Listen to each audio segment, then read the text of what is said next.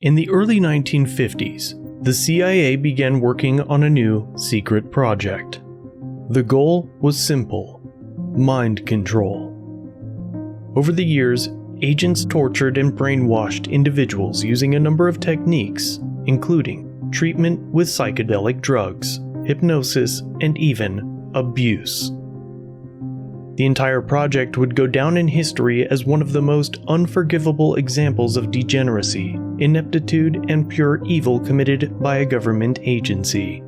What made it even worse was the fact that these CIA agents weren't experimenting on the enemy, but rather their own citizens. This tragic moment in human history would become known only by the project's ominous codename, MKUltra. Although the project was eventually abandoned, it has a lasting legacy in the world of skeptics and conspiracy theorists. Perhaps most importantly, it proves that because of its complete disregard for human life and sanity, we can never, ever trust the CIA again. This is the story of that project. This is the story of MKUltra.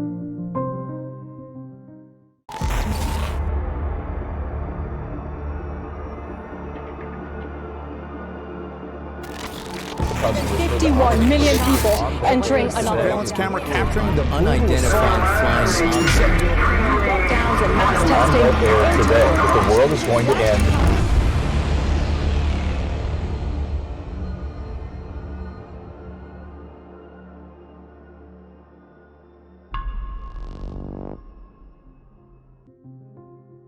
Like so many new and horrific changes that occurred in the 20th century, MKUltra has its roots in World War II. According to one researcher, the CIA merely picked up where the Nazis and Japanese left off. They saw what they were doing to prisoners in their concentration camps and wanted to continue these efforts to control the human mind. The CIA also allegedly recruited several Nazis who were skilled in the dark arts of torture for their new project. While the Germans had laid the foundation for psychological torture and mind control, the Americans believed that they could take it one step further, with something different. We're talking, of course, about mind-altering drugs. By the time the Cold War rolled around, the CIA was already engaged in extensive drug-related research. Mind-altering substances had been used to interrogate prisoners with early efforts like Project Bluebird and Project Artichoke. And the agency was desperate to develop a truth serum that they could use on captured Soviet agents. They were also looking for drugs that would cause their enemies to think illogically, to the point that no one would believe anything else they had to say. Another goal was to develop a drug that would lower a victim's overall ambitions and working efficiency. On the other end of the spectrum, the CIA was looking for other drugs that would increase mental efficiency and prevent their own agents from being tortured or manipulated. This was a genuine fear for the Americans at the time, who believed that the Chinese and Russians were fully capable of using mind control techniques on US prisoners of war. Due to this paranoia, the CIA was desperate to create its own mind control program, and so Director Alan Dulles approved MKUltra in 1953. Eventually, the CIA discovered a drug that seemed perfect for their goals: lysergic acid dithalamide, otherwise known as simply LSD. First synthesized in 1938 by a Swiss chemist, LSD was being explored by various psychologists during the early days of MKUltra. The agency saw the drug's potential and set out to purchase the world's entire supply of LSD. They initially bought $240,000 worth of the drug, and in the early 50s began administering doses to various people. Some were simply handed a few doses and were told to try it out. This included Ken Casey, the author of One Flew Over the Cuckoo's Nest. Others were subjected to what can only be described as acid-fueled torture. These experiments were not consensual, and the CIA targeted subjects who couldn't fight back.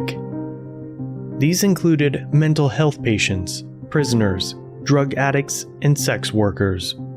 The man in charge was a chemist named Sidney Gottlieb, according to journalist Stephen Kinzer. Gottlieb wanted to create a way to seize control of people's minds, and he realized it was a two-part process. First, you had to blast away the existing mind. Second, you had to find a way to insert a new mind into that resulting void. We didn't get too far on number 2, but he did a lot of work on number 1. So what did these experiments actually look like? Unfortunately, many minds were completely destroyed, so the exact details are shrouded in a haze of drug-induced psychosis and amnesia. The experiments were also completely unsupervised, and Gottlieb destroyed almost all evidence of the tests when MKUltra was shut down. However, there are a few notable accounts. One mental patient in Kentucky was apparently dosed with LSD for 172 consecutive days, without consent, of course. A pregnant woman in Canada was placed in a drug-induced coma for about 30 days, as CIA agents tried to de-pattern her. Their goal was to break her mind so completely that it would be reduced to a childish state. This would theoretically give the CIA a clean slate, allowing them to reprogram her brain. After they were finished with the woman, she had completely forgotten how to take care of herself. She couldn't even remember how to boil water, and she had no idea who her family members were. Even worse, she was incapable of coherent speech. When she was 8 months pregnant, the CIA stopped the experiments and dumped her back into society. But the damage was already done, and she was completely incapable of caring for her unborn child. Although the CIA succeeded in breaking this woman down, they completely failed to reprogram her or control her mind. This would become a common theme during Project MKUltra, but it didn't stop them from continuing to ruin people's lives. Another notable experiment was Operation Midnight Climax. This involved targeting sex workers and their patrons, individuals who the CIA thought would be so embarrassed to reveal the details of their experimentation. Again, the goal was to target people who couldn't fight back. These workers were paid by the agency to lure men back to safe houses operated by the CIA. Once the men were inside, they were subjected to experiments involving LSD.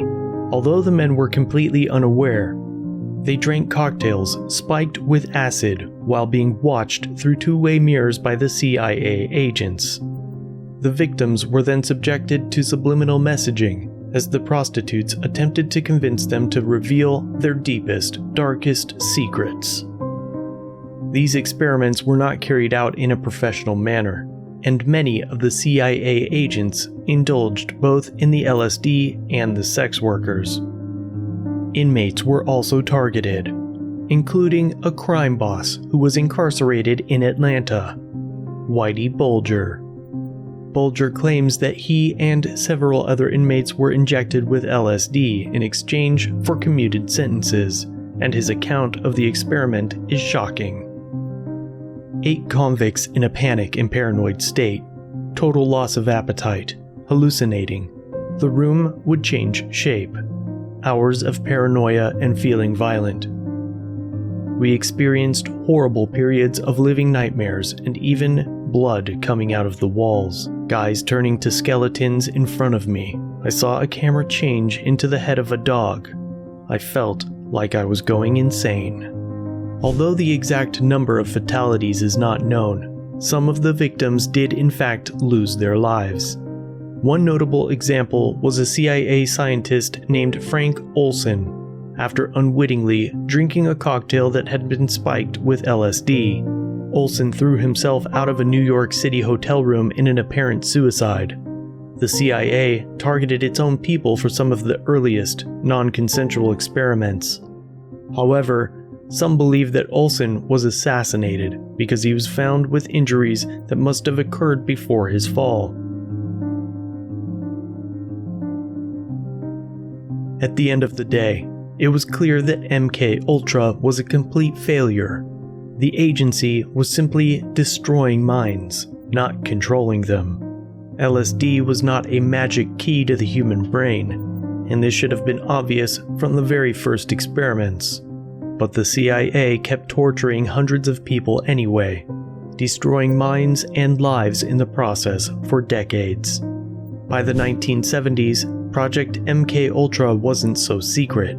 Concerned CIA agents started to investigate the matter more closely, and eventually, President Ford set up the Commission on CIA Activities to investigate crimes committed by the agency.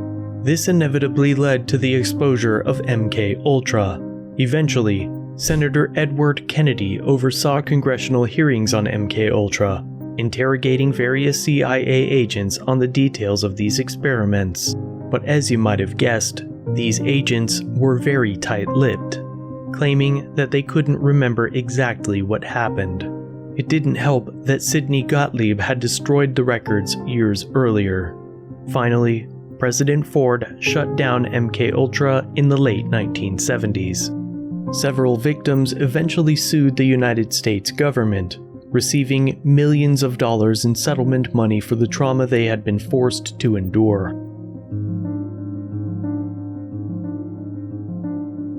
But was MKUltra really such a terrible failure?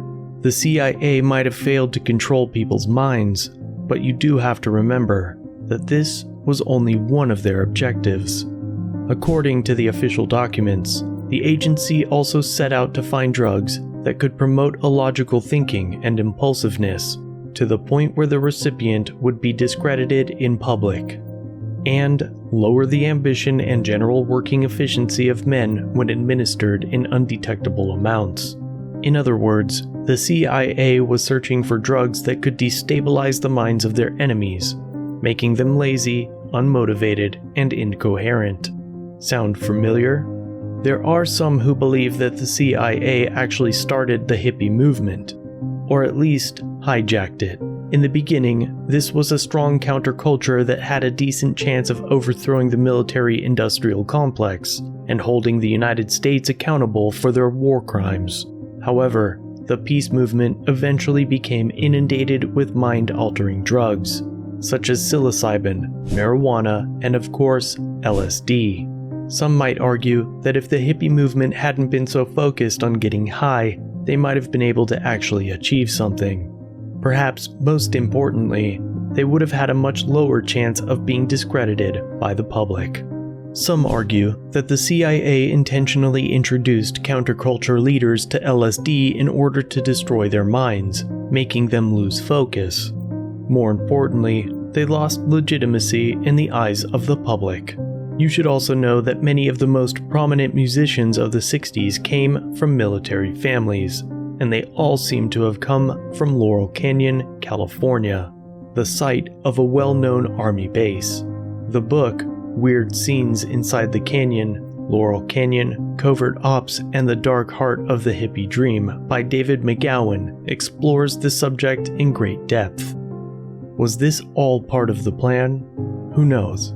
But it's certainly possible that even though MKUltra failed to control the human brain, it succeeded in other areas of control and subversion of the general public. The failure of MKUltra does not mean that the government ever stopped trying to control our minds. It simply shows that such a direct, unsubtle method was determined to be ineffective. Subliminal messaging, propaganda, predictive programming. All of these techniques can be implemented on a much grander scale, across film, music, and news. You might even argue that from the very first moment a baby stares at a TV screen, they are being programmed to a certain extent. Who knows? Maybe MKUltra never really came to an end. Perhaps it simply evolved into something far more effective.